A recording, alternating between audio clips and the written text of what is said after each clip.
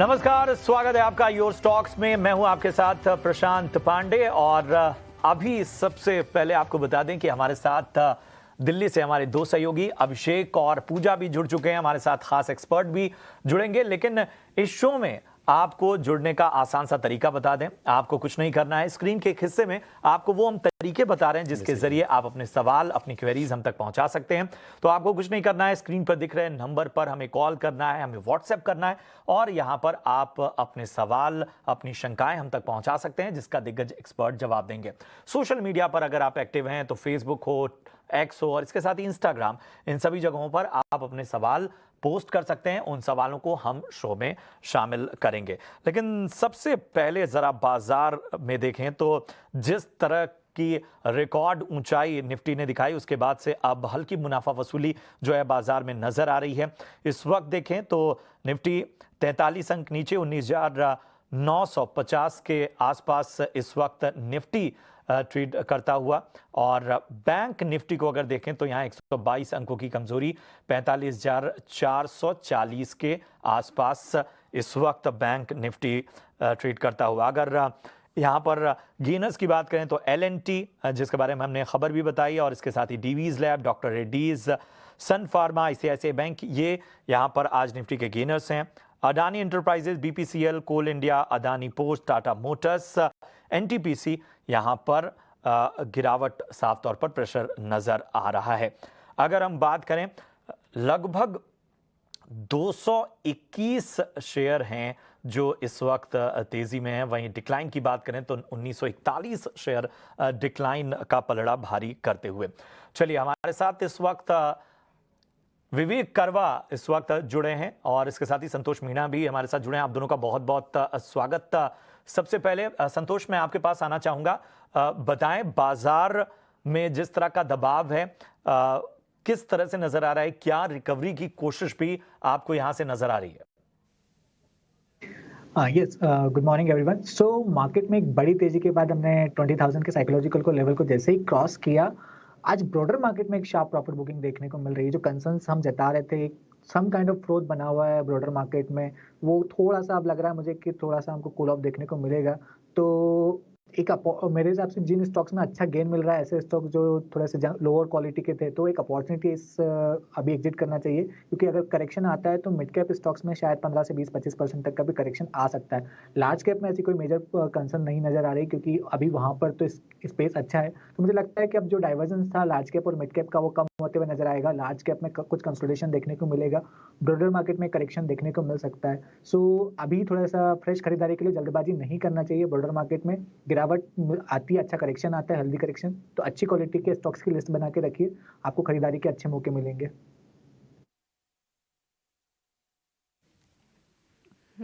Okay, तो ये है राय इंडाइसिस पर, और आने वाले समय में खरीदारी के अच्छे मौके भी यहाँ पर दिखाई दे रहे हैं। तो ये रणनीति आप अपना के चलिए। चलिए अब आगे बढ़ते हैं और सवाल जवाब का सिलसिला भी शुरू करेंगे। सवाल पूछने का तरीका आपकी स्क्रीन पर फ्लैश होता रहेगा, और इस बीच पहला सवाल हमें आया है व्हाट्सएप पर। मध्य प्रदेश से राम शर्मा जी का सवाल है, और इनका सवाल है यूको बैंक पर। 1600 शेयर्स इन्होंने लिए हुए हैं 32 रुपए पर यूको बैंक के। अच्छे लेवल पर इन्होंने एंट्री की, उसके बाद स्टॉक चला भी, और 36-38 के लेवल्स भी हमने स्टॉक में देखे। लेकिन आज हम जैसा कि देख रहे हैं सरकारी बैंकों में गिरावट है। यूको बैंक 6% नीचे आज कारोबार कर रहा है, 34 रुपए के आसपास है। संतोष, आपसे सवाल होगा, क्योंकि ट्रेडिंग का ही नजरिया लग रहा है इनका। यूको बैंक जो भी हल्का फुल्का मुनाफा हो रहा है, अब इनको लेकर निकल जाना चाहिए, या फिर अगर कुछ स्टॉप लॉस इन्हें लगाना चाहिए तो वो भी आप सुझाइए। बात करें तो एक रेजिस्टेंस था 37 से 38 के बीच में सप्लाई जोन, आप नोटिस करिएगा तो दिसंबर 2022 में भी इसी एरिया से सेल ऑफ आया था। आज फिर वहीं से एक प्रॉफिट बुकिंग आई है, तो वैसे चाहे तो निकल सकते हैं, और थोड़ा सा अगर एग्रेसिव हैं तो थोड़ा स्टॉप लॉस अभी आपका 32 रुपीज़ का आ रहा है, तो अगर 32 रुपीज़ का वेट कर सकते हैं तो आप वो स्टॉप लॉस मेंटेन कीजिए। और अगर आप अभी निकलना चाहें तो मेरे हिसाब से अभी भी निकल सकते हैं, क्योंकि अगर मार्केट में करेक्शन आता है तो स्टॉक में थोड़ा सा करेक्शन आ सकता है, स्टॉक शायद 28 रुपीज़ तक भी जा सकता है। ठीक है, यूको बैंक को लेकर ये व्यू आगे बढ़ेंगे, अगले दर्शक को जोड़ेंगे। मुंबई से केतन हमारे साथ हैं। केतन नमस्कार, पूछिए क्या जानना है आपको? Good morning sir. मेरा सवाल था कि मैंने 1000 शेयर स्वान एनर्जी का लिया है 270 के भाव से, और मैं लॉन्ग टर्म के लिए लिया है, बट अभी तो आगे कैसा है कि उसको होल्ड करना है या सेल करना है कि कैसा है उसका फ्यूचर बता पाएंगे प्लीज? 270 के भाव पर 1000 शेयर। और इस वक्त हम देख रहे हैं कि आज ना जहां भी पावर एनर्जी जिन शेयरों के साथ लगा है वहां पर प्रॉफिट चेकिंग हमें दिख रही है।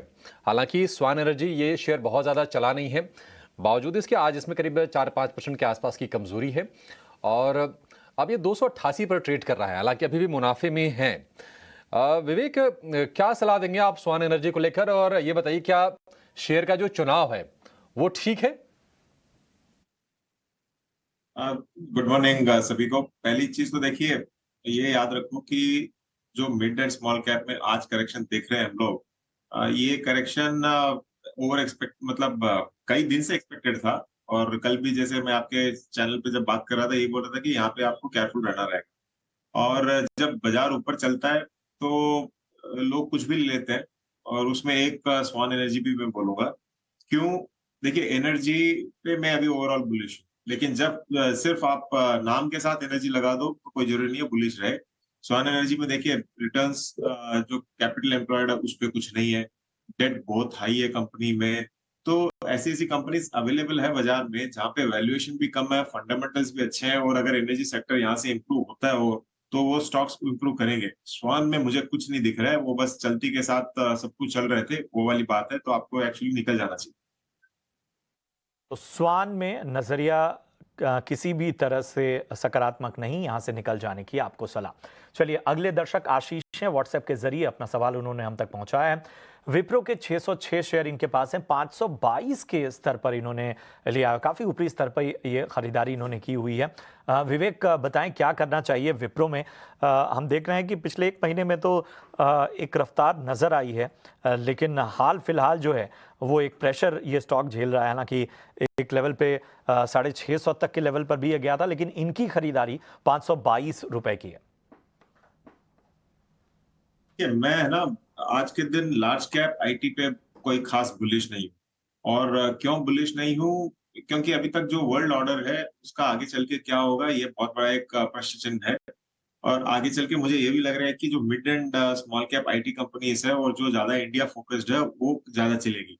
अब विप्रो जनरली हम लोग देखते हैं कि 380-400 के बीच में चल रहा है, और 432 में मुझे लग रहा है कि आपको एक बार प्रॉफिट बुक कर लेना चाहिए। यहाँ पे मतलब एकदम जबरदस्त रैली आप एक्सपेक्ट करो, वैसा कुछ होने वाला नहीं है। अपॉर्चुनिटी कॉस्ट आपको बहुत बड़ा पड़ जाएगा, क्योंकि यही पैसा आप अगर बाजार में आज करेक्शन के बाद लगाते हो तो हो सकता है कि आपको मतलब अगले 4-5 दिन में आपको 7-8% रिटर्न आराम से मिल जाए, जो विप्रो में नहीं संभव है। फंडामेंटली बढ़िया कंपनी है, वैल्यूएशन वाइज चीप है, सब कुछ होते हुए मुझे लग रहा है कि एक लगाड़ है, और ये और कुछ समय के लिए लगाड़ रह सकता है, पर्टिकुलरली लार्ज कैप आईटी। तो इसके लिए निकलने की सलाह रहेगी just basis of opportunity cost, क्योंकि वो अब पैसा और कहीं यूज कर सकते हैं। ठीक है, तो इस में जो भी पैसा आपने निवेश किया था आप एग्जिट कर सकते हैं, और कहीं और किसी और सेक्टर या किसी और स्टॉक में भी अब आप निवेश कर सकते हैं। ये राय आपको विप्रो में दे दी गई है। चलिए, अब अगला सवाल ले लेते हैं, और हमारे साथ पुणे से दर्शक जुड़े हैं, शिवाजी। शिवाजी नमस्कार, पूछिए क्या सवाल है आपका?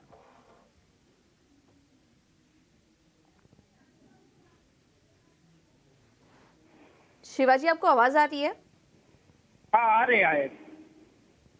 हेलो जी, किस स्टॉक पर सवाल है आपका? IRFC, रेलवे सेक्टर का IRFC। और कितना समय दे सकते हैं आप शिवाजी, ये बताइए। जी जी। हाँ, मेरे पास 14,000 शेयर्स है, 23 रुपए 10 पैसा लिया है। और RVNL मेरे पास 1700 शेयर है, वो 31 रुपए भाव से लिया। मैं 8 साल रुकने वाला है, आपका राय जानना चाहता था। चलिए, मुबारक हो आपको। IRFC और RVNL दोनों रेलवे स्टॉक्स पर आपने, जी शिवाजी, आपका सवाल हमें मिल चुका है और बधाई देना चाहेंगे आपको। दोनों ही स्टॉक में काफ़ी अच्छा मुनाफा हो रहा है, अच्छे लेवल पर आपने एंट्री की। हमने देखा कि स्टॉक में एक तरफा तेज़ी आई, रेलवे स्टॉक्स में स्पेशली IRFC RVNL दोनों में ही हमने शानदार तेज़ी देखी और काफ़ी अच्छा मुनाफा इन्हें हो रहा है। विवेक लॉन्ग टर्म निवेशक हैं और रेलवे स्टॉक्स में तो हम देख ही रहे हैं काफ़ी शानदार रैली देखने को मिल रही है, लेकिन अभी भी ये लॉन्ग टर्म निवेशक है, बने रह सकते हैं इन सभी शेयरों में। क्या सलाह देंगे? सिलेक्शन सही है इनका या फिर कोई दूसरे स्टॉक, दूसरे सेक्टर में इन्हें अपना निवेश शिफ्ट कर लेना चाहिए? देखिए, सिलेक्शन में कोई दिक्कत नहीं है। पर्टिकुलरली मुझे लग रहा है कि रेलवे यहाँ से और बढ़िया करेगा।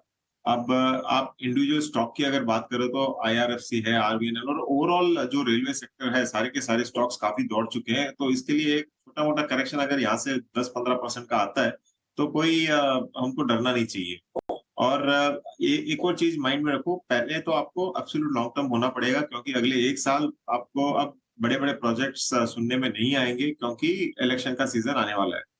तो ये स्टॉक हो सकता है कि एक कंसोलिडेशन फेज में चले जाए, क्योंकि इतना बढ़ गए।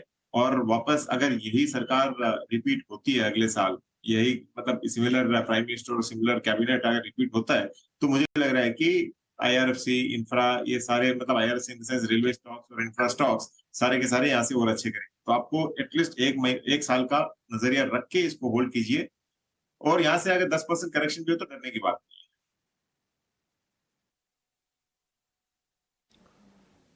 ठीक है, आईआरएफसी को लेकर ये व्यू, लेकिन एक हाल फिलहाल की नई company TVS supply chain solutions ने अपने नतीजे जारी किए हैं और नतीजों पर बातचीत करने के लिए कंपनी का मैनेजमेंट हमारे साथ है। एमडी रवि विश्वनाथन और CFO Ravi Prakash Bhagavatula, I think मैंने सही से नाम लिया, 2 रवि हमारे पास हैं। आप दोनों का बहुत शुक्रिया, स्वागत है टीनो स्वदेश पर। पहले एक्चुअली थोड़ा फाइनेंशियल्स की बात कर लेते हैं। तो रवि, आपके पास पहले आएंगे। हम देख रहे हैं कि आपका जो कारोबार है उसमें इंटीग्रेटेड सप्लाई चेन वाला जो सेगमेंट है उसमें तुमने रेवेन्यू ग्रोथ हम देख रहे हैं, लेकिन नेटवर्क सॉल्यूशन वाला जो सेगमेंट है वहां पर हम तिमाही आधार पर और सालाना आधार पर, दोनों आधार पर गिरावट देख रहे हैं। सबसे पहले आप ये बताइए कि उसकी वजह क्या है और आप रिकवरी कब तक देख रहे हैं? Thank you. तो हमारा कंपनी में जो आईएससीएस का रेवेन्यू है वो 20% से आगे ईयर ऑन ईयर ग्रोथ हुआ है और हमको इसमें बहुत सेटिस्फैक्शन है कि क्योंकि वो आईएससीएस का रेवेन्यू जो है वो सेक्युलर है, वो दोनों इंडिया में और रेस्ट ऑफ द वर्ल्ड में। इंडिया में 14.3% ग्रो किया है और रेस्ट ऑफ द वर्ल्ड तकरीबन 25%। तो हम काफी बड़े कॉन्ट्रैक्ट साइन किए हैं, तो हमारा जो आईएससीएस का बिजनेस है वो एकदम साफ चल रहा है। एनएस का जो नेटवर्क सेगमेंट में जो है वो मैक्रो इश्यू है। आप देखेंगे तो पूरे वर्ल्ड में सारे ट्रेड लेन्स में ट्रेड डाउन हो रहा है, meaning the volumes that are being pushed through has dropped dramatically in many of the trade lanes across the globe. Even if you take a country like India, which has exported, whose export revenues were very high last year, same time, in Q1 of this year, India reported a drop of almost 15% in our exports. And all of that is impacting the macro in the global freight business, which is the most important component of the network solution segment. तो इसी वजह है कि ये macro का matter है। हमारा जो स्ट्रेंथ है कस्टमर्स है, हम अभी भी नए डील साइन कर रहे हैं नेटवर्क सॉल्यूशंस सेगमेंट पे, हम अभी भी डील्स रिन्यू कर रहे हैं, हमारा डील पाइपलाइन है वो बहुत स्ट्रांग है। जब इसके बेसिस में आप देखेंगे तो हम काफी अच्छे पोजीशन में हैं। जब मैक्रो चेंज होएगा तब हम भी हमारे कस्टमर के साथ ग्रो करेंगे। तो right now stay close to the customer of the network solution segment. We focus on their requirements. Volumes are down, but when the volumes pick up, we are poised to grow along with the volume growth. So that is really what we see. But Q1 has been a spectacular performance from where we see it today. ठीक है, Ravi Viswanathan sir, आपसे ये समझना चाहिए क्योंकि Ravi sir ने highlight किया freight वाला जो इशू है और हम देख रहे हैं कि ग्लोबल जो फ्रेट रेट है वो थोड़े से नीचे रही है, थोड़े से प्रेशर बन रही है। इसके चलते आपका जो फ्रेट वाला जो रेवेन्यू है उस पर भी हमने दबाव दिखा। तो आप आगे चलकर फ्रेट की दरें किस तरह से देख रहे हैं और जो अभी प्रेशर जो चल रहा है आपके कारोबार में उसमें रिवर्सल कब तक आएगा? पहला so this is Ravi Vishwanathan, this is Ravi Prakash. Sorry for confusion. दो रवि जब होते हैं तो ये प्रॉब्लम हो जाता है। So I'll ask Ravi Prakash, our CFO, to specifically answer that question. So ऐसा है, एक्चुअली कोविड के तरीके क्या हुआ था, सारे फ्रेट रेट्स एकदम बढ़ गए थे, ऑलमोस्ट डबल हो गए थे। अभी जो हम रेट देख रहे हैं फ्रेट रेट्स ग्लोबली, जहाँ इंडिया से भी है और बाहर भी, वो सब अभी कोविड कोविड के जो पहले था उस रेट पे और ऑलमोस्ट पहुंच गए। तो हमारा ये अंदाजा है कि आगे अभी जो रेट अभी चल रहा है ऑलमोस्ट उसी रेट पे आगे भी चलेगा, थोड़ा बहुत रेंज बाउंड रहेगा। सो हमारा कंपनी का फोकस है, ये रेट है उसका ऊपर हम लोग को वॉल्यूम बढ़ना चाहिए। तो हमारा जितना भी फोकस है कि कस्टमर को एंगेज करो, नए कस्टमर को साथ में लेके आओ और रेवेन्यू बढ़ो। तो हम ये सोचते हैं कि अभी एक बार ये रेट अभी नॉर्मलाइज हो गया तो H2 में कंपैरिजन एकदम नॉर्मल होगा, क्योंकि लास्ट ईयर सितंबर अक्टूबर से रेट गिरना चालू हो गया था। सो इस साल का सेकेंड हाफ में हमारा जब आप रेवेन्यू देखेंगे प्रायर ईयर का कंपैरिजन में नॉर्मल दिखेगा और ग्रोथ होगा वॉल्यूम के हिसाब से। ठीक है भगवत तुला जी, मेरा सवाल आपसे है, तिमाही में जो कस्टमर एडिशन है वो आपके रेवेन्यू को किस तरह से सपोर्ट कर रहे हैं, और पाइपलाइन में जो हम बाकी चीजें देख रहे हैं, जो एंगेजमेंट देख रहे हैं, उसकी स्थिति क्या है?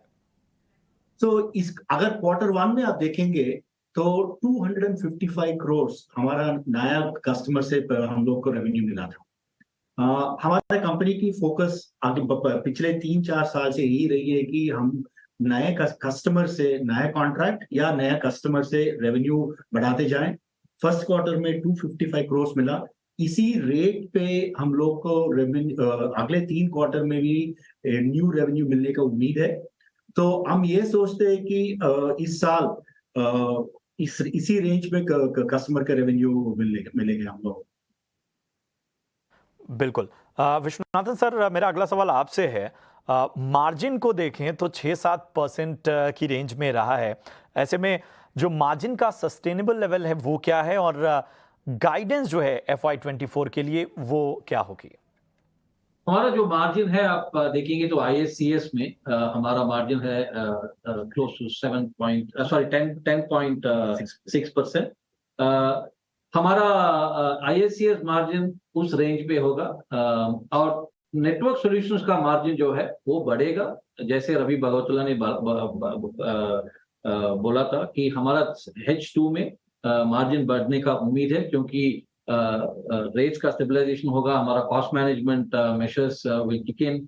तो हमारा उम्मीद है कि इस साल में हम तकरीबन 80 to 100 basis points we'll be able to expand our margins. And जहां सस्टेनेबल मार्जिन की बात हो रही है, जस्ट हमारा उम्मीद ये है कि हर एक साल हम 50 से 100 बेसिस पॉइंट बढ़ाते जाएंगे अगले 2-3 साल तक। चलिए विश्वनाथन जी और भगवतुल्ला जी, आप दोनों को बहुत बहुत शुभकामनाएं आगे भविष्य के लिए, आपके कारोबार के लिए, और हमसे जुड़ने के लिए बहुत बहुत शुक्रिया। चलिए यहाँ व्हाट्सएप पर सवाल आया है राजस्थान से प्रकाश जी का, और इनका सवाल है जियो फाइनेंशियल्स पर। अभी हाल ही की लिस्टेड कंपनी है, 50 शेयर्स इन्होंने 242 पे लिए हुए हैं। काफ़ी सारे यहाँ पर हम देख रहे हैं कि जो रिटेल निवेशक हैं उनका सवाल इस कंपनी पर आ रहा है। जियो फाइनेंशियल्स आज 2% नीचे है, बट विवेक क्या लग रहा है आपको, इसके फंडामेंटल्स कैसे लग रहे हैं? 242 पर इन्होंने लिया हुआ था, 245 पर इस वक्त कारोबार कर रहा है, लेकिन अगर किसी का लॉन्ग टर्म का नजरिया हो तो फिर ये कंपनी कैसी लग रही है आपको?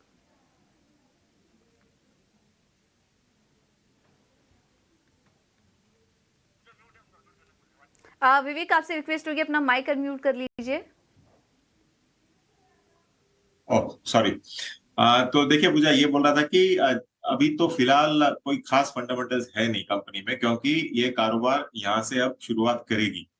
लेकिन ये एक सोच है कि हाँ, जब ये चालू करेगी तो इनके पास कस्टमर बेस बहुत बड़ा है। इनफैक्ट जियो मोबाइल का भी बहुत बड़ा कस्टमर बेस है, उसको ये टैप करके कंपनी बहुत अच्छा कर सकती है लॉन्गर टर्म में। तो ये 2-4 दिन पहले, मतलब कई दिनों से 255 की रेंज में चल रहा था। तो अगर किसी को बेचना हो तो उसके उस लेवल के नीचे तो बेचना है, करीबन 253-255 आता तो उस वक्त आप प्रॉफिट बुक करो, आपको अगर करना है तो। लेकिन आपने जैसे कहा लॉन्गर टर्म फंडामेंटल्स आप देखो तो अगले 1 या 2 साल के लिए आप लेते हो तो मुझे लग रहा है कि ये 350 तक भी जा सकता है, ये पॉसिबिलिटी है। क्योंकि वैल्यूएशन वाइज आप अगर देखो, और मैं तो कंपेयर करूंगा बजाज फाइनेंस से, बजाज फाइनेंस के मुकाबले ये 1/4 वैल्यूएशन पे है। तो यहाँ से 350 पॉसिबिलिटी है क्या? आराम से पॉसिबिलिटी है अगले 1-1.5 साल में। जैसे जैसे कंपनी के बिजनेस प्लान आप बाहर आएंगे, स्टॉक में मोमेंटम आपको देखने को मिलेगा। तो एक तो रेंज जो है कुछ दिनों का 255, उसके नीचे बेचना नहीं है, और अगर आपको एब्सोल्यूट लॉन्ग टर्म के लिए लेना है तो आप 300 350 का टारगेट भी लगा के रख सकते हैं। पैसे बनेंगे जियो फाइनेंशियल में, लेकिन आपको समय देना पड़ेगा। 300 350 तक ये शेयर जाएगा, लेकिन आप इसको होल्ड करके आराम से धैर्य के साथ इस शेयर में बने रहें। आगे बढ़ेंगे, जयपुर से किशन हमारे साथ हैं। किशन नमस्कार, पूछिए क्या जानना है आपको? सर 50 शेयर है, सॉरी सर 50 शेयर है 100 पे हिमाद्री स्पेशलिटी के। उस पे लॉन्ग टर्म के लिए लिया था मैंने सर। इसमें करना क्या है, लेकिन एक बात और पूछनी थी सर। ये निफ्टी 20,000 रुपये पे है अभी, तो मैं ये पूछ रहा था, मेरे 2.5 लाख रुपए का पोर्टफोलियो ओनली, ज्यादा का नहीं है। उसमें 30% का प्रॉफिट कल हो रहा था सर, 8% का माइनस उसके अंदर। क्या करें सर? मतलब रोज के रोज हम पोर्टफोलियो भी देखते हैं, 10 साल के हिसाब से लिए थे मैंने, तो अब उसको रोज ही रोज देखते हैं, माइनस होता है तो घबराहट होती है, प्लस होता है तो अच्छा लगता है। करे क्या सर? समझ में ये नहीं आता हमें। हाँ, देखिए दिक्कत किशन, दिक्कत यही है कि जब आपने लॉन्ग टर्म के लिए लिया है तो रोज रोज देखते क्यों है ये रोज रोज देख के अपना बीपी क्यों बढ़ाना? रहा नहीं जाता सर। रहा नहीं जाता, और लॉस हो तो सहा नहीं जाता, मतलब ये दिक्कत है थोड़ी सी। तो क्या है ना कि देखिए, मानसिकता अपनी डिफाइन करनी पड़ती है कि हम ट्रेडर हैं या फिर इन्वेस्टर हैं। ट्रेडर हैं तो हम तैयार हैं, हम देखेंगे रोज रोज, शायद उन्हें परेशान होंगे भी नहीं, और उसके हिसाब से परिवर्तन उसमें करते रहेंगे। लेकिन अगर इन्वेस्टर हैं, अगर आपने सही स्टॉक अगर चुन के रखे हुए हैं, तो रोज के उतार चढ़ाव से घबराने की जरूरत होती नहीं है। हालांकि ये बात आप सही कह रहे हैं, आजकल हर हाथ मोबाइल है ना, तो हर हाथ में वो टेंशन भी है। आप उठा के देख ही लेंगे, लॉस दिखेगा तो टेंशन में हो ही जाएंगे। लेकिन आपका सवाल थोड़ा सा भी वाजिब हमारे लिए इसलिए है क्योंकि ऐसे बहुत सारे दर्शक हैं जो ये सवाल पूछ रहे हैं कि अभी करना क्या है। एक तरफा तेजी, 20,100 को भी हमने पार किया, उसके बाद थोड़ी सी असमंजस की स्थिति कि अच्छा यहां से अब अगला ट्रिगर बाजार के लिए क्या होगा। तो पहले आपके शेयर की बात करते हैं, उसके बाद ना आपकी इस सवाल का भी हम जवाब देंगे। हिमाद्री स्पेशलिटी जो कि केमिकल स्पेस में बहुत ही जोर से चला हुआ शेयर है, ये 80 से 280 तक का सफर तय किया और उसके बाद हल्की सी प्रॉफिट बुकिंग। आज लगातार दूसरे सत्र में ये शेयर कमजोर है। विवेक, हालांकि इनको मुनाफा अच्छा हो रहा है क्योंकि 100 रुपए के भाव से इन्होंने शेयर खरीदे हुए हैं। इनके प्राइसेस से तो अभी भी 2.5 गुना है ये शेयर। मुनाफा वसूली करें इसमें, पार्शियल प्रॉफिट टेकिंग ही सही, या फिर अभी निवेशित रहें? क्या राय होगी आपकी? अभिषेक, इनका जो मतलब दुविधा थी ना, ये सारी मैं क्लियर करता हूँ अभी। और ये आता है मतलब भाई पढ़ाई से नहीं। आज मैं आपके चैनल पे विजय केडिया जी का ये देख रहा था शो, तो उन्होंने एक बहुत सही चीज कही थी कि मार्केट में आप सक्सेसफुल होगे बुक्स पढ़ के नहीं, एक्सपीरियंस से। तो ये मैं जो बोलने जा रहा हूँ, ये 22 साल का एक्सपीरियंस के मतलब पीछे रख के बोल रहा हूँ। 22 साल का एक्सपीरियंस है मुझे भी।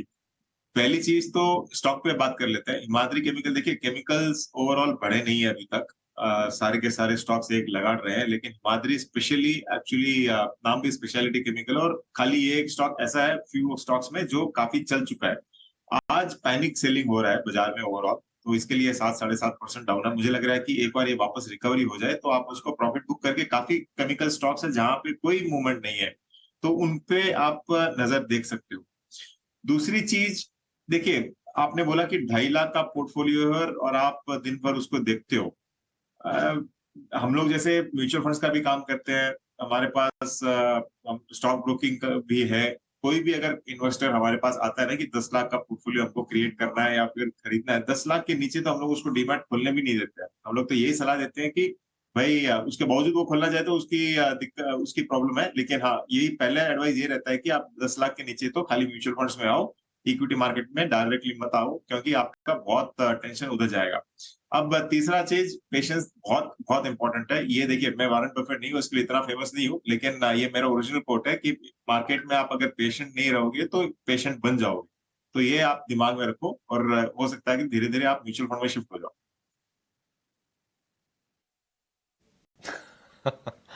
ठीक है, बहुत ही काम की सलाह है विवेक। आप भी उतने ही फेमस है, क्यों अपने आप को अंडरएस्टिमेट कर रहे हैं? आपका कोट हम फिर से याद करवा देते हैं, अगर आप पेशेंस नहीं रखेंगे तो पेशेंट बन जाएंगे। ये बिल्कुल सही सीख, सही सलाह, वेटरन है, 22 साल का अनुभव विवेक के पास है, तो बिल्कुल उनका अनुभव का आप इस्तेमाल कीजिए और जो सलाह आपको दी गई है उस पर आप अमल कीजिए। एक छोटा सा ब्रेक। ऋषि हैं जिन्होंने व्हाट्सएप के जरिए अपना सवाल हम तक पहुंचाया है और इनके पास मोरारजी टेक्सटाइल के 100 शेयर हैं, 19 रुपए के स्तर पे इन्होंने लिया हुआ है। चलिए संतोष बताएं क्या करना चाहिए मोरारजी टेक्सटाइल में 19 रुपए की खरीदारी। आई थिंक ये बीएससी का स्टॉक है, मेरे रेडार पे नहीं है, और इसका कोड बता सकते हो तो फिर भी मैं चार्ट देखकर बता पाऊंगा, अदरवाइज ये रेडार पे नहीं है। जी मोरारजी टेक्सटाइल एनएससी पे Morarji. Okay I got it, 22 rupees का स्टॉक है जी। ओके सो यस, इस स्टॉक का स्ट्रक्चर देखे तो बहुत ज़्यादा कोई है नहीं, मोमेंटम भी नहीं है, स्टॉक साइडवेज जोन में ही ट्रेड कर रहा है और वॉल्यूम भी बहुत ज़्यादा कुछ होता नहीं है। सो बेटर है इस स्टॉक से निकल कर कहीं और अपॉर्चुनिटी देख सकते हैं, लेकिन अगर इस स्टॉक को होल्ड करना चाहे तो इनको एक बेस है, ये 17 से 18 के बीच में एक अच्छा बेस है, जब तक 17 रुपये के ऊपर ट्रेड कर रहा है तो होल्ड रख सकते हैं। और बेटर ऑप्शन यही होगा कि आप इस स्टॉक से निकल कर किसी और अच्छे textile stocks like KPR mills जैसे स्टॉक्स में अपॉर्चुनिटी ढूंढ सकते हैं।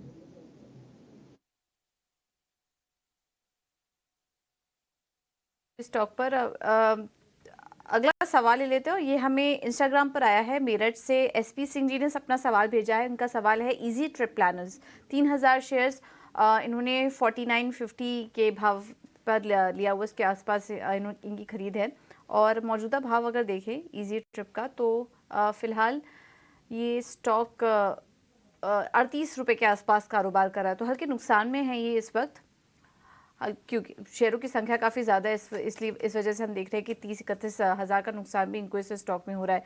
वे क्या करें, नुकसान ज़्यादा है, अभी भी बने रहने की राय देंगे या फिर एग्जिट कर लें? देखिए पूजा, मतलब मेरा एक फेवरेट सेक्टर है ये ट्रैवल, और काफी खुद मैं ट्रैवल करता हूँ इस सेक्टर में। लेकिन हर कंपनी का ना एक कोई ना कोई मोट होता है, कोई ना कोई कंपनी का, मतलब हर सेक्टर में। जैसे आप पेंट की बात करो तो आपको मालूम है क्या नाम आएगा। आज भी आप अगर ट्रैवल की बात करो या फिर आपको टिकट बुक करना है, आपके एजेंट के अलावा आप अगर सोचोगे तो पहला कौन सा नाम आएगा? या तो मेक माई ट्रिप आएगा या फिर सिमिलर। लेकिन ईज माई ट्रिप मतलब कभी नहीं आता दिमाग में, और आप शेयर होल्डर होगे फिर भी नहीं आएगा। तो ये हालत होके रखी है। तो कहाँ आप थॉमस कुक का स्टॉक देखिए, कितना जबरदस्त रैली दिखाया है, और compare to EaseMyTrip profitability down है इसका, डेट हाई है, म्यूचुअल फंड्स होल्डिंग्स भी इसके पास मतलब बहुत कम है म्यूचुअल फंड्स का भी होल्डिंग इस स्टॉक में। तो किस कारण से ऊपर जाए? या तो सही में बहुत जबरदस्त रिजल्ट्स दिखाए, वो दिख नहीं रहा है मुझे। तो आई थिंक आपको अवॉइड करना चाहिए। आज तो 2% डाउन है, लेकिन थोड़ा सा मार्केट रिकवरी होता है और ये भी आपको 40 के ऊपर मिलता है, तो आप इसमें से निकल के बेटर ट्रैवल कंपनी है उसमें इन्वेस्ट कीजिए। इनफैक्ट होटल सेक्टर सबसे बढ़िया रहेगा, तो इसको तो अवॉइड की सलाह है।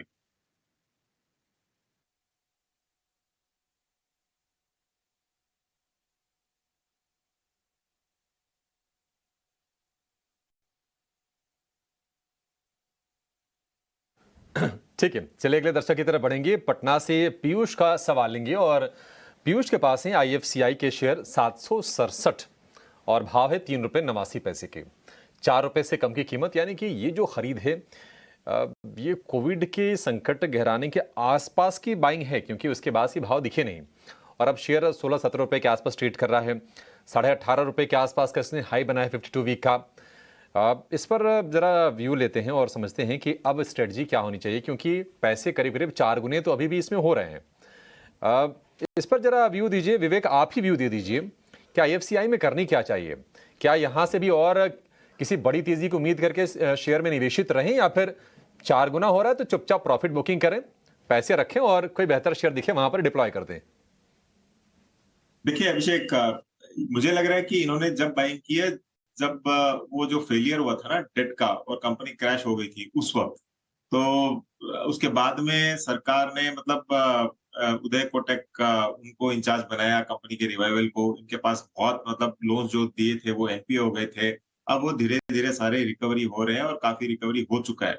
लेकिन फ्यूचर क्या है कंपनी का? फ्यूचर वापस ये बैंक चलेगा, मतलब इन द सेंस एनबीएफसी के रूप में चलेगा या नहीं चलेगा, ये बहुत डाउटफुल है। तो यहाँ से अपसाइड मुझे लिमिटेड लग रहा है। कल सरकार अगर अनाउंस कर दे कि सब कुछ रिकवर हो गया है और उसके बाद में ये कंपनी चलती रहेगी, गोइंग कंसर्न रहेगा ये, तो ये स्टॉक चले। नहीं तो मुझे लग रहा है कि आपको प्रॉफिट बुक कर लेना चाहिए, क्योंकि आगे का फ्यूचर विजिबिलिटी कभी भी देखिए कोई भी कंपनी चलने के लिए उसको विजिबिलिटी चाहिए।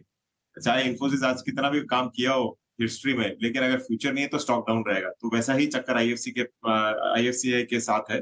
आपको निकल जाना चाहिए और बेटर एनबीएफसी, थोड़ी देर पहले हम लोग जियो फाइनेंस की बात किए थे, वैसे स्टॉक को आप लॉन्ग टर्म के लिए लीजिए, वो आपको बेटर रिटर्न दे देगा यहाँ से। क्या इसे निकल जाने की सलाह और बेहतर ऑप्शन के तौर पर आप विकल्प के तौर पर ले सकते हैं जियो फाइनेंशियल। चलिए बढ़ते हैं आगे। एक खास सेगमेंट ऑप्शन के चैंपियन आपके स्क्रीन पर आने को तैयार।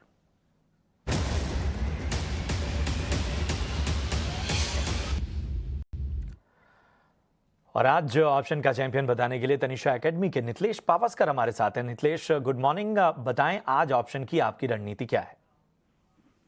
देखो, मुझे लग रहा है कि हायर लेवल से एक प्रॉफिट बुकिंग देखने को मिल गई है। कल हम लोगों ने आईसीआईसीआई बैंक का कॉल रिकमेंड किया था, वहां पे अच्छे टारगेटेड हुए। तो आज मुझे लग रहा है कि भारतीय एयरटेल में थोड़ा सा प्रॉफिट बुकिंग देखने को मिलेगा। 890 का जो कॉल पुट ऑप्शन है अभी 13 रुपए के आसपास चल रहा है, यहाँ पे बाइंग करना चाहिए। 10 रुपए का स्ट्रिक्टली स्टॉप लॉस मेंटेन करें। पहला टारगेट 19 रुपए का है, 19 को अगर ये पार कर देता है तो नेक्स्ट टारगेट हम लोग 26 से लेकर 27 तक प्लान करेंगे। ये मेरा व्यू जो होगा वो हम लोग 4 से 5 दिन के लिए कैरी करेंगे। आपका इस अहम जानकारी के लिए। और नितलेश पावस्कर की ऑप्शन रणनीति, भारतीय एयरटेल 890 की पुट खरीदें 12 से 13 रुपए, लक्ष्य 18 रुपए का, स्टॉप लॉस 10 का, अधिकतम मुनाफा 4500 तक का, अधिकतम नुकसान 3000 तक के यहाँ पर आपको मिलेंगे। बहुत बहुत धन्यवाद नितलेश आपका इस अहम जानकारी के लिए। चलिए अगले जो हमारे दर्शक हैं, अरबाज हुसैन, ट्विटर के जरिए उन्होंने अपना सवाल हम तक पहुंचाया है। रिलायंस इंडस्ट्रीज के 78 शेयर इनके पास हैं, 2433 रुपए के स्तर पर इन्होंने खरीदा है। चलिए विवेक बताएं क्या करना चाहिए रिलायंस इंडस्ट्रीज में? होल्ड करो इसको, तो मतलब नो ब्रेनर है ये। और आज आप अगर आज के न्यूज़पेपर्स को उठाओ तो आपको दिखेगा कि केकेआर ने कितना बड़ा इन्वेस्टमेंट किया है रिलायंस रिटेल में, और कंपनी का वैल्यूएशन ऑलमोस्ट दिखाया है करीबन 8 लाख करोड़ से 8.5 लाख करोड़ का। तो रिलायंस रिटेल भी आगे चल के जियो के जैसे कभी ना कभी डीमर्ज होगा क्या रिलायंस से? पक्का होगा। मतलब मुकेश भाई अभी सोच रहे हैं कि कितना वैल्यू अनलॉक कर सकते हैं, वो करना चाहिए। तो लॉन्गर टर्म के लिए बहुत बढ़िया काउंटर है। आई थिंक नो ब्रेनर है ये, पक्का होल्ड करना चाहिए। और इस मार्केट में भी देखिए 1-8% रिलायंस के लिए कुछ भी नहीं है, ऊपर नीचे अगर मूव कर रहा है तो बस मार्केट डाउन करके ये भी डाउन है बस। तो श्योरली आपको खरीदना भी चाहिए। बाई रिकमेंडेशन रहेगा 3000 टारगेट के लिए। तो अगले टारगेट दिखाई दे रहे हैं रिलायंस के लिए 3000 के। अगला सवाल ले लेते हैं। ये फेसबुक पर हमें आया है अहमदाबाद से। निमेश जी ने भेजा है, टोरेंट पावर पर इनका सवाल है। 100 शेयर्स टोरेंट पावर के इन्होंने 94 पर लिया हुआ है और बेहतरीन लेवल्स पर इन्होंने लिया है। वहां से देखिए स्टॉक्स अब 727 पर कारोबार कर रहा है, तो काफ़ी शानदार तेज़ी यहाँ पर देखने को मिली। मुनाफा भी इनको काफ़ी अच्छा हो रहा है इस स्टॉक में। संतोष, टोरेंट पावर स्टॉक्स में तो हम देख रहे हैं पिछले काफ़ी समय से एक तरफा एक तेज़ी यहाँ पर देखने को मिल रही है। अभी अगले लेवल्स आप क्या देख रहे हैं टोरेंट पावर के लिए? चार्ट स्ट्रक्चर काफी अच्छा है। आज देखोगे तो दूसरे पावर स्टॉक्स में जहाँ प्रॉफिट बुकिंग आई है वहाँ जिसमें भी प्रॉफिट बुकिंग भी देखने को नहीं मिल रही है, तो स्ट्रक्चर अच्छा है। आप चाहो तो कुछ प्रॉफिट बुकिंग कर सकते हो, पार्ट प्रॉफिट, लेकिन आप बाकी बची हुई क्वांटिटी को 60 to 70% होल्ड कीजिए और अपना स्टॉप लॉस अब आप मेंटेन कीजिए 650 पर ऊपर में, क्योंकि जो पोटेंशियल टारगेट आ रहे हैं वो 850 से 900 रुपीज तक के आ रहे हैं। तो फॉर टाइमिंग ये बने रह सकते हैं और मार्केट की स्थिति को देखते हुए कुछ पार्शियल प्रॉफिट बुकिंग जरूर कर सकते हैं। पार्शियल प्रॉफिट बुकिंग, आंशिक मुनाफा वसूली आप टोरेंट पावर के शेयर में कर सकते हैं। और बहुत कम ऐसे शेयर आपको पावर स्पेस में दिखेंगी जहां पर आपको हरा निशाना दिखेगा, क्योंकि भयंकर प्रॉफिट टेकिंग के शिकार हो रहे हैं तमाम पावर स्टॉक्स, चाहे आरईसी हो, पीएफसी हो, एनटीपीसी, एनएचपीसी, एसजेवीएन, सारे के सारे स्टॉक्स आज टूट कर रहे हैं, ब्लीड कर रहे हैं, बल्कि ये कहना ज़्यादा बेहतर शब्द होगा। झारखंड से अभिषेक हमारे साथ हैं। अभिषेक नमस्कार, पूछिए क्या जाना है आपको, कौन सा शेयर है आपके पास? मेरे पास आरवीएनएल है और आरईसी है, दो है मेरे पास। अच्छा, ये पावर स्टॉक भी आपके पास हैं? जी। और मेरे पास भाव बताएंगे सर आप जरा आरवीएनएल का? 70 रुपीज एवरेज है। और ठीक है, और आरईसी? आरईसी 112 एवरेज है। अच्छा, आरईसी तो आपका सही भाव है, आरवीएनएल का भी भाव हम सही कहेंगे। तो पैसे तो आपके अच्छे खासे बन रहे हैं और दोनों ही शेयर में आपके पैसे डबल हो गए हैं। सर ऐसा कीजिए ना कि आज का जो फॉल है ना उसको देख के आप ना डरिए मत, आपको तनाव लेने की वैसे भी जरूरत नहीं, आपके पैसे तो डबल हो ही चुके हैं और बाजार का दस्तूर है, थोड़ा मोड़ा नीचे ऊपर तो चलता रहता है। लेकिन एक सलाह ले लेते हैं कि आपको अब करना क्या है, ये मुनाफा वसूली आपको कर लेनी है या फिर शेयरों में जो दम है वो बरकरार रहेगा। विवेक आप जरा राय दीजिए RVNL के बारे में। और हमने देखा कि जब ये मिडिल ईस्ट कॉरिडोर की जब बातचीत चल रही है तो कहीं ना कहीं इन कंपनियों के पास एक्सपर्टीज है, ये हेल्प करेंगे। सऊदी अरब की सरकार यहाँ पे आके अपना एक दफ्तर भी खोलने वाली है, तो कहीं ना कहीं इनकी भागीदारी रहेगी। RVNL की बात हो या फिर राइट्स की बात हो, आज की कमजोरी से क्या डरने की जरूरत है, पहले तो ये बताइए।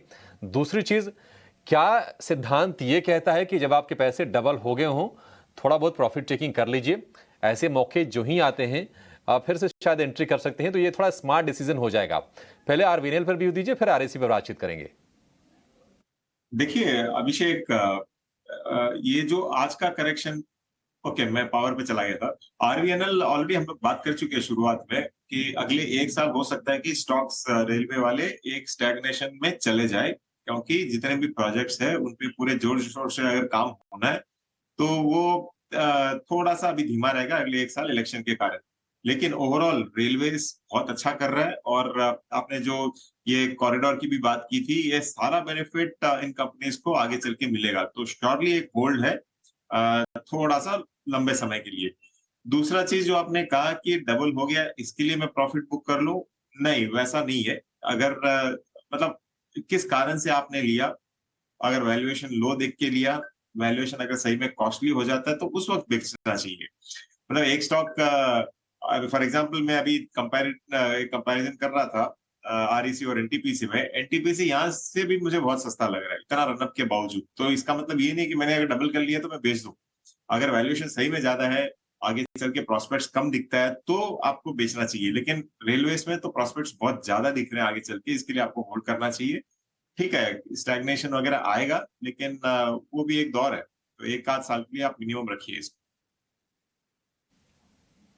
ठीक है, तो आप रख सकते हैं, कोई डरने की जरूरत नहीं है। थोड़े से हो सकता है कि सुस्ती से चलें, इतने तेज ना चलें, और ये स्वाभाविक है, कई बार ना बहुत तेज चलना भी थोड़ा खतरे का सूचक होता है। लेकिन REC इसमें क्या करना चाहिए विवेक, क्योंकि REC PFC ये ट्विन शेयर जो हैं ये अपने अपने स्तरों से डबल हो गए हैं। कभी 100-125 की रेंज में संघर्ष करते थे, अब ये 250 रुपए के पार निकल के दोनों शेयर कारोबार कर रहे हैं, 52 हफ्ते की ऊंचाई के आसपास ही हैं। 5% आज कमजोर जरूर है लेकिन ये रियल पिक्चर नहीं है। ये आपको क्या लगता है कि ये शेयर अभी और चलेंगे, क्योंकि पावर की जो स्टोरी है ना वो शॉर्ट टर्म वाली नहीं है, वो लॉन्ग टर्म वाली है। देखिए अभिषेक, जो आज का झटका लगा है ये मुझे लग रहा है कि एक दिन का झटका है, कहीं ना कहीं एक दिन का शॉर्ट सर्किट हुआ है पावर सेक्टर में। लेकिन पावर आपको अपना पावर आगे चल के दिखाएगा। REC यहाँ से भी वैल्यूएशन वाइज अंडर वैल्यूएशन ही है, और मुझे लग रहा है कि जिस हिसाब से ऊर्जा सेक्टर यहाँ से वो खपत होगी ऊर्जा की आगे चल के, ये पूरा का पूरा सेक्टर आपको अच्छा करके दिखाएगा। एक ऑल्टरनेट राय ये दे सकता हूँ कि आप अगर REC में प्रॉफिट बुक करके उसको अगर कन्वर्ट कर लो, दोनों सरकारी कंपनी है तो ये नहीं है कि मैनेजमेंट चेंज हो जाएगा वगैरह, सिमिलर मैनेजमेंट समझ लीजिए आप। REC अगर बेच के आप अगर NTPC लेते हो, यहाँ पे अभी 241 पे चल रहा है अभी, मुझे लग रहा है कि ये स्टॉक यहाँ से भी आपको 30-40% रिटर्न दिखा सकता है लॉन्गर टर्म के लिए। मैं लॉन्ग टर्म की बात कर रहा हूँ, शॉर्ट टर्म की बात नहीं कर रहा हूँ। तो ऑल्टरनेटली आप कन्वर्ट भी कर सकते हो, और REC भी अगर रखते हो तो कोई दिक्कत की बात नहीं है। यहाँ पे आपको 20% मिलेगा तो NTPC में आपको 40% मिलेगा। ठीक है, REC भी ठीक है, लेकिन REC से बेहतर वैल्यूएशन, बेहतर मौके NTPC national thermal power corporation इस शेयर में है, वहां पर आपको स्विच करने की सलाह है। एक छोटा सा ब्रेक लेंगे और पोल इस बात को लेकर है क्योंकि कल 20,000 का आंकड़ा निफ्टी ने पार किया। आज हमने 20,100 तक के हमने स्तर देखे, लेकिन उसके बाद से अचानक से एक प्रॉफिट टेकिंग की एक लहर सी आई और बाजार ऊपरी स्तरों से तकरीबन 2.25 निफ्टी नीचे आ गया। लोगों के मन में सवाल उठे कि क्या बाजार में तेजी का दौर पूरा हो गया, क्या करना चाहिए, और इन तमाम सवालों को लेकर हमने भी तमाम एक्सपर्ट्स को फोन घुमाया और उनसे उनकी राय पूछी कि अब रणनीति क्या होनी चाहिए। इसी पर एक महापोल हमने कराया है कि दिवाली तक यानी कि आज 12 सितंबर से लेकर 12 नवंबर तक जो 2 महीने का समय है, इस बीच बाजार की चाल क्या रहेगी, निफ्टी कहां तक जाएगा और स्मॉल कैप में जो तेजी हो गई, क्या ये तेजी अभी और बनी रहेगी या फिर आपको प्रॉफिट टेकिंग कर लेनी चाहिए, बैंक निफ्टी का क्या हाल होगा, इन तमाम सवालों पर हमने सवाल पूछे और उसके नतीजे लेकर डिम्पी हमारे साथ अब जुड़ गए हैं। डिम्पी बताइए क्या निकला है इस पोल के नतीजे से।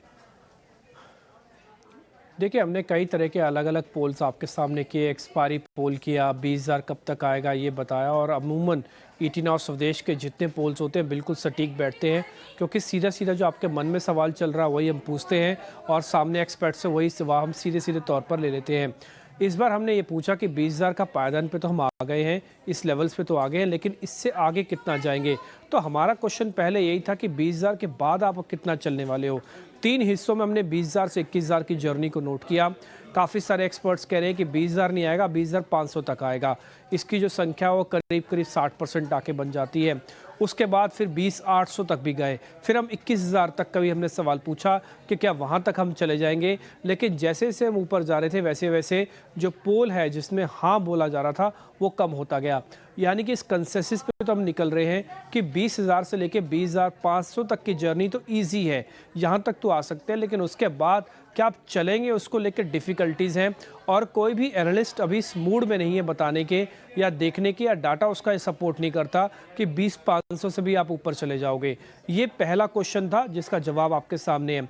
फिर हमने ज़्यादा एग्रेशन रखा और हमने पूछा कि चलिए ठीक है, अगर आप 1 महीने का छोड़ दीजिए, हमको सिर्फ दिवाली तक का बताइए, क्या हम 10% निफ्टी यहाँ से चलेगा। 20,000 का 10% 2,000 पॉइंट होते हैं, तो क्या यहाँ से निफ्टी 22,000 के लेवल दिखाएगा। तो उस पर एक आम राय निकल के आई जिसका जवाब था ना, कि दिवाली तक 22,000 के लेवल आने के चांसेस काफ़ी कम हैं। ये करीब 65% ब्रोकर्स का ऐसा मानना है। हालांकि कुछ एग्रेसिव ब्रोकर ऐसे भी थे जिनका मानना था कि वॉलेटिलिटी के साथ हो सकता है हम इंडेक्स मैनेजमेंट से यहाँ तक पहुँच भी जाएं, लेकिन अभी तक का कंसेंसस ये कहता है कि दिवाली तक आप 22,000 के लेवल तो नहीं देखेंगे। जो इससे पहले वाला प्रश्न है जिसपे हमने 3 खेमे आपके लिए बांटे कि 20,500, 20,800 और 21,000, इसमें से शायद आप 2-3 पायदान को अचीव ज़रूर कर लेंगे। फिर हमने ये पूछा कि जो भी सब लोग चर्चा कर रहे हैं कि छोटे मझोले शेयर्स के अंदर रहना चाहिए कि नहीं रहना चाहिए, कि यहाँ से बुक करके बड़े शेयर्स की तरफ आ जाना चाहिए, तो वहाँ पर भी एक इंटरेस्टिंग पोल आया और मैं बोलूँगा कि ये भी कंसेंसस का ही पोल था। अमूमन आपको शानदार रिटर्न मिड कैप और स्मॉल कैप में मिलते हैं, लेकिन इस बार का पोल ये कहता है कि 20,000 के ऊपर अपने पोर्टफोलियो को शिफ्ट करने का समय है। कुछ आप बड़े शेयर्स पे जाना चाहें तो आप चले जाइए, लेकिन छोटे और बड़े मझोले शेयर से प्रॉफिट बुकिंग अगर आपको करनी है तो आप कर सकते हैं। करीब 65% लोगों का ये मानना था कि छोटे मझोले शेयर से मुनाफा वसूल करके आपको प्रॉफिट बुक करके कुछ स्ट्रेटजिकली प्ले वाले शेयर्स जो कि बड़े शेयर्स हैं मार्केट कैप के लिहाज से, वहाँ पे आपको चले जाना चाहिए। फिर आपके मन में ये क्वेश्चन आ रहा होगा कि ठीक है, निफ्टी का आपने बता दिया, 22,000 तक पहुँचेंगे नहीं, पता तो लग गया। ये भी पता लग गया कि छोटे मझोले शेयर से ज़्यादातर एक्सपर्ट्स दूर रहने की बात कर रहे हैं, तो बैंक निफ्टी में क्या करें, बैंक निफ्टी का चलेगा। देखिए, एक पुराना एक हिसाब रहा है मार्केट का, वो 1:3 का रहा है। यानी कि अगर 500 पॉइंट निफ्टी चलता है तो करीब करीब 1500 पॉइंट बैंक निफ्टी चलता है। उसी बेसिस पर हमने पता किया कि अगर आप 20,500 तक निफ्टी को मानते हैं तो किसका मतलब बैंक निफ्टी तो 1500 पॉइंट चलेगा। तो इस पर आम राय थी, ज़्यादातर लोगों का कहना है कि नहीं, ये 47,500 से 48,000 तक तो आ जाएगा निफ्टी, इसमें कोई संदेह नहीं है। लेकिन जैसे वो 2-2 हज़ार पॉइंट से थोड़ा और आगे बढ़े, वहाँ पर आके ठहराव दिखा। 48,000 से 50,000 में संख्या एकदम से गिर गई और उसके 50,000 से ज़्यादा में तो बेहद कम संख्या थी पोल की।